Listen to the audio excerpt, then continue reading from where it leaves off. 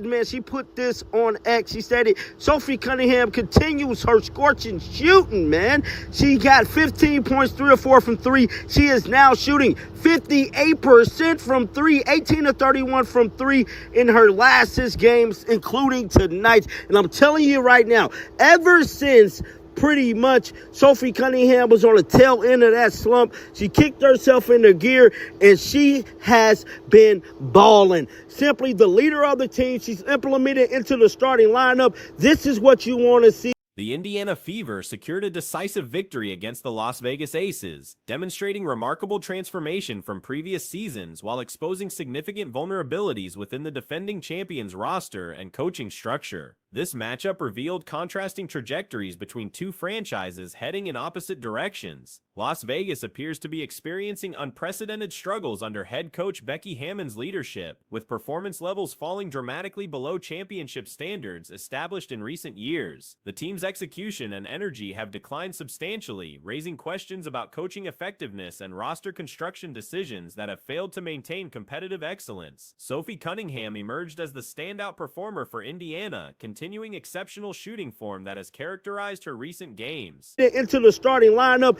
this is what you want to see. Me seeing Sophie Cunningham do what she did tonight, let me know the Indiana Fever future ain't looking that bad, bro. Now, we have to talk about the refereeing for this game. I don't know what it is, but I've been a strong advocate telling y'all, the referees have an issue with the Indiana Fever basketball team, man. I don't know what it is. I don't know if it's some type of conspiracy against the damn team, but whatever the case may be, they make it their business to miss calls.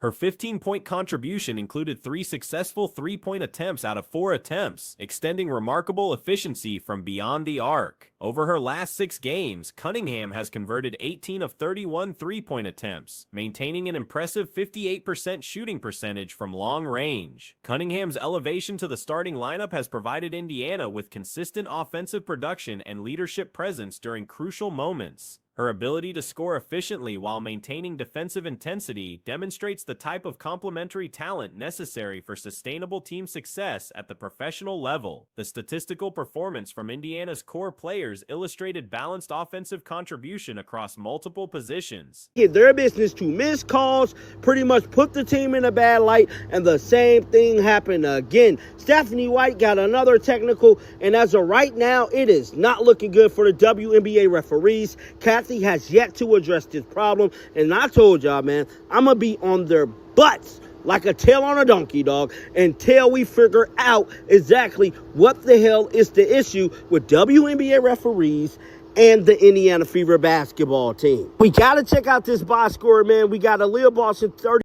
Aaliyah Boston recorded her typical double-double output with 13 points and 10 rebounds during 35 minutes of action, providing interior presence and rebounding consistency that anchors the team's defensive schemes. Natasha Howard contributed another strong performance with 18 points and 13 rebounds, establishing herself as a reliable double-double producer who impacts games through versatility and work ethic. Her ability to score efficiently while controlling the glass provides Indiana with interior depth and scoring options. Kelsey Mitchell achieved a significant career milestone by becoming the 4th player in WNBA history to reach 4,000 career points, accomplishing this feat while contributing 21 points to the team victory. This achievement represents sustained excellence and longevity at the professional level, demonstrating her value as a cornerstone player for the franchise. Man, we got Aaliyah Boston 35 minutes, man. She had 13 points, 10 rebounds, a double-double. Then we got Sophie Cunningham, obviously 15 and 3.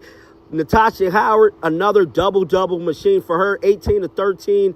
And we got Kelsey Mitchell, 21. And Kelsey Mitchell made history as well, being the 4th player to reach 4,000-plus points in the WNBA. Shout out to her. Now, we know Kelsey Mitchell was going through a lot of drama off the court, but that's really just dealing with her family. But at the end of the day, man, it is what it is. Becky Hammon had some things to say, and I'm telling you, Mitchell's milestone comes amid off-court challenges involving family members' public commentary, but her on-court performance remains consistently productive and professional. Her ability to separate personal situations from basketball responsibilities reflects maturity and dedication to team success. Officiating concerns continued to plague the contest, with head coach Stephanie White receiving another technical foul during heated interactions with game officials.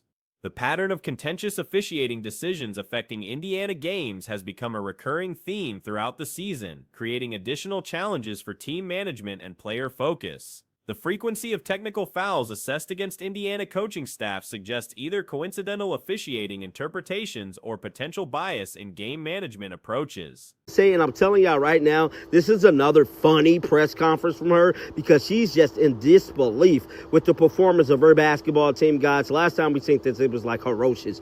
Watch this. Obviously, you said going into the second half of the season, there's not a team that you feel like the ACC can beat if the effort and everything else is there. Obviously, this was a win-win game, but I'm wondering, I guess, for you, how do you reconcile with just the fact that it was kind of right within your grasp and just, I guess. These situations create unnecessary distractions and potentially impact game momentum during critical moments. Becky Hammon's post-game press conference revealed frustration and uncertainty about Las Vegas's current trajectory. Her comments reflected confusion about team identity and strategic direction, particularly regarding rotation decisions and player development approaches during this challenging period. The Aces' early game substitution patterns, including removing all starters within the first 4 minutes, demonstrated panic-driven coaching decisions rather than strategic adjustments. These reactive approaches suggest loss of confidence in established rotations and player combinations. Right? And then also, I need to ask you about in the first quarter, just I think like 4 minutes, you sent out all your starters. What informed that decision? How did you feel like it kind of impacted the momentum? What they were on pace as well.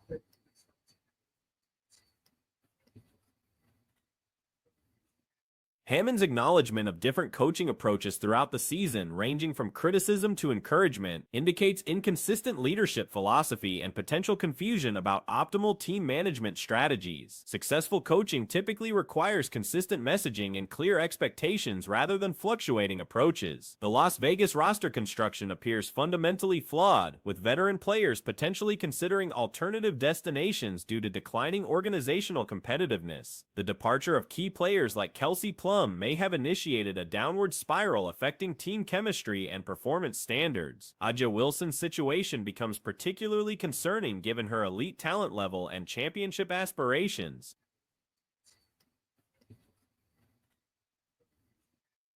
What's the goal?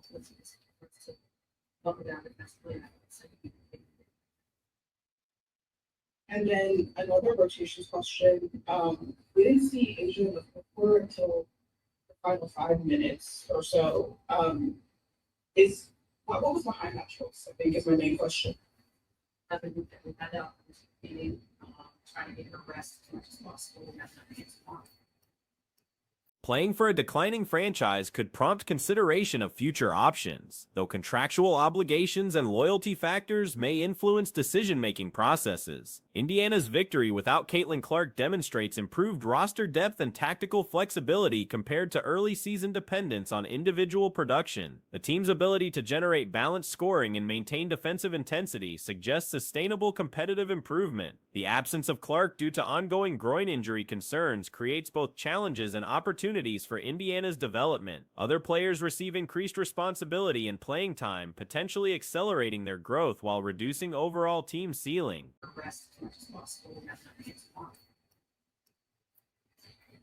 Hey, Kathy. Sorry, I have one more if nobody else. Does other people have questions or? Okay. I think something that a lot of people are talking about this matchup is going to be like the implications of the postseason. Now that Fever have the head-to-head, do you feel like, I guess, with your familiarity after 3 matchups with Fever, that you kind of learned enough to, I don't know how Recent organizational statements regarding Clark's injury timeline indicate no definitive return date, suggesting more serious recovery concerns than initially anticipated. The medical team's emphasis on long-term health over immediate return reflects appropriate caution with franchise cornerstone players. The contrasting fortunes of these franchises highlight the rapid changes possible within professional sports environments. Indiana's ascension from lottery team to competitive playoff contender demonstrates effective organizational management and player development. development, while Las Vegas's decline illustrates how quickly championship-level teams can deteriorate. Looking ahead, both teams face critical decisions regarding roster construction, coaching stability, and strategic direction. Mechanically, something happened. So whatever the hell they had her doing in Indiana, I mean this when I say this, get as far away from Indiana as possible, get as far away from that medical team as possible, because, like, when her body's breaking down with no injury, that's a scary thing. It is a scary thing when your legs are breaking down and you're not injured, because you have to figure out what the hell that is. It could literally be her running mechanics changed and it put pressure.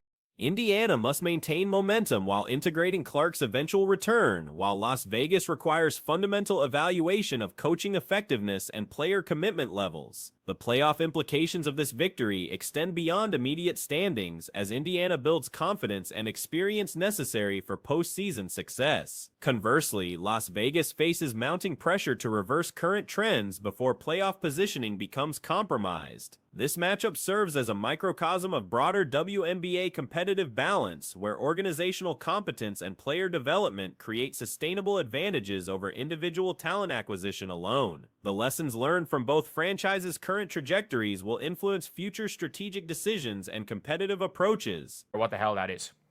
It could literally be her running mechanics changed and it put pressure, even slightly, it put more pressure on her upper legs.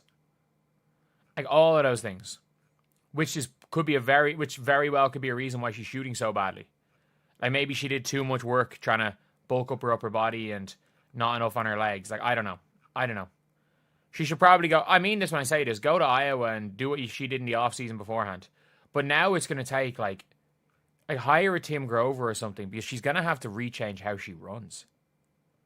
Like, recent medical updates regarding Caitlin Clark present mixed implications for both immediate and long-term considerations. While imaging studies reveal no structural damage or acute injuries, the persistent nature of her symptoms raises significant concerns about underlying mechanical issues that require comprehensive evaluation and resolution. Clark's recurring groin discomfort follows a troubling pattern of temporary relief followed by renewed symptoms. Initial tightness led to detailed examinations showing no strain, prompting a 2-week absence. Upon returning for 2 contests, similar pain emerged in the opposite groin, again without detectable structural damage through medical imaging. Hire a Tim Grover or something, because she's going to have to rechange how she runs.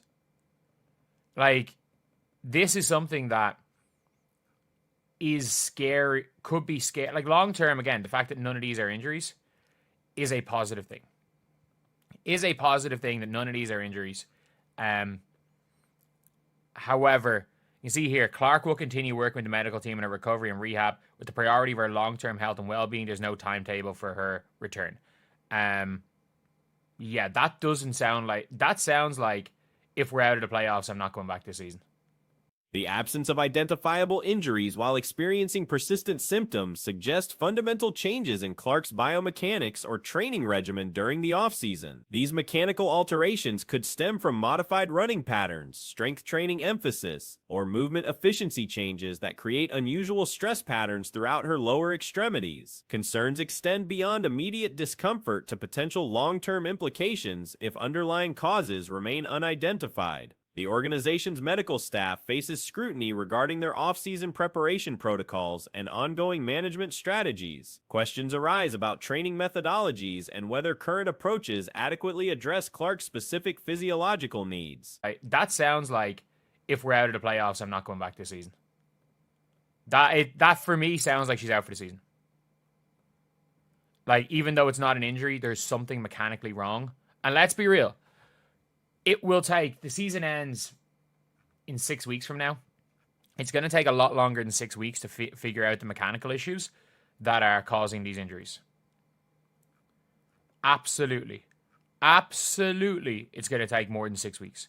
So I think she pretty much has to make a choice. And maybe that the pain and Potential contributing factors include disproportionate upper body strength development relative to lower extremity conditioning, altered running mechanics, or training intensity that exceeded optimal adaptation thresholds. These possibilities require systematic evaluation to prevent continued recurrence and ensure sustainable performance levels. The organization's statement emphasizing long-term health prioritization and acknowledging no established return timeline suggests conservative medical management. This approach indicates recognition that rushing back without addressing root causes could perpetuate the problematic cycle of symptom recurrence. Medical experts might recommend seeking specialized consultation from elite sports performance specialists who can comprehensively evaluate movement patterns, training protocols, and physiological adaptations. The pain and stuff. Maybe all the pain that she has and all the injuries, maybe the doctors are saying, look, you're going to come back and something's going to happen again, and there's a risk of you actually injuring yourself. And at the same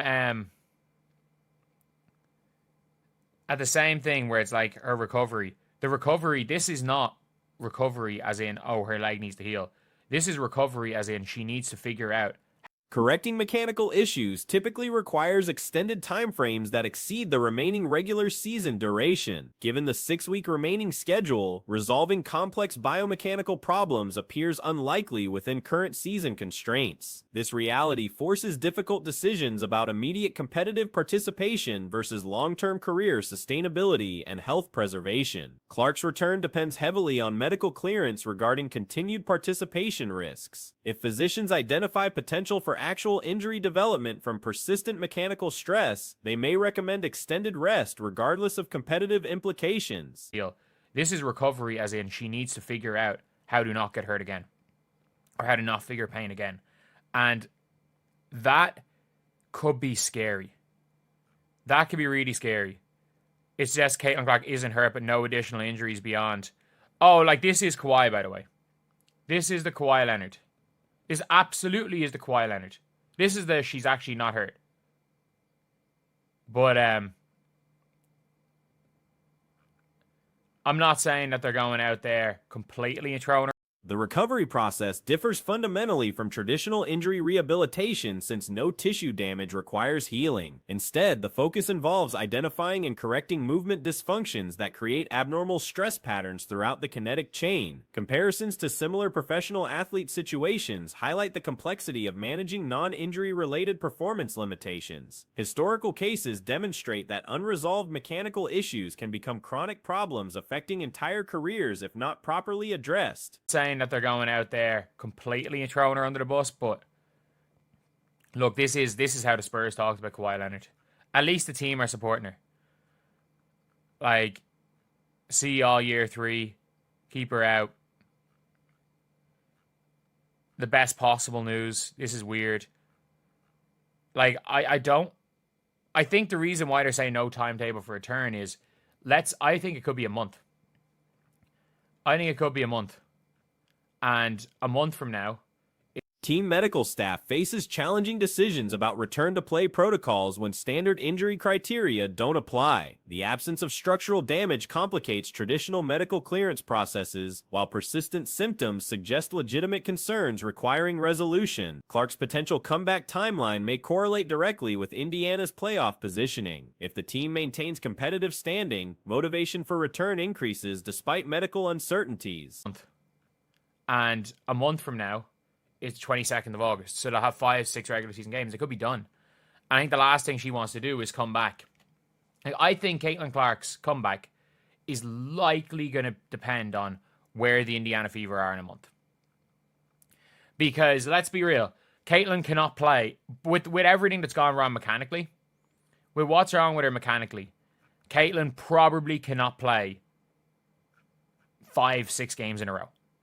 Like, if you look at the Indiana Fever schedule, Conversely, elimination from postseason contention might encourage focusing entirely on long-term health optimization. Indiana's upcoming schedule presents significant challenges without their primary offensive catalyst. Contests against quality opponents while managing roster limitations could determine whether playoff positioning remains viable when Clark becomes available. The organization must balance competitive desires with player welfare while navigating uncertain medical territory.